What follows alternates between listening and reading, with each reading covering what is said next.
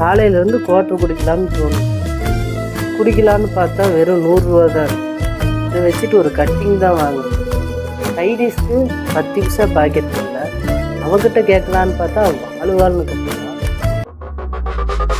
Idea Sathya, என் friend வேற வண்டி petrol இல்லாத ரோட்டில் நின்றுட்டு இருக்கிறானாண்டி. எனக்கு வேற ஃபோன் பண்ணி காசு 200 ரூபா கொடுன்னு கேட்குறாண்டி. காசு இருந்தா குர்ரி. அப்படி அடித்தாமா பாவம், நம்மளுக்கு எத்தனை டைம் காசு கொடுத்து உதவி பண்ணிருக்கிறாரு.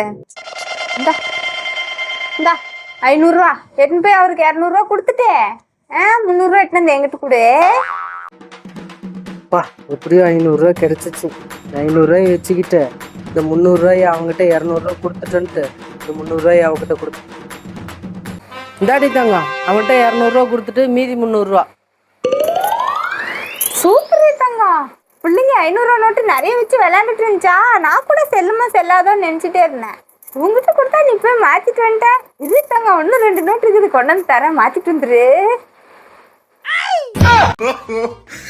500 ரூபாய் வச்சுக்கிட்டு சரக்கு அடிச்சு என்ஜாய் பண்ணலான்னு பார்த்தா பொம்மை நோட்டு கொடுத்துருக்குறா.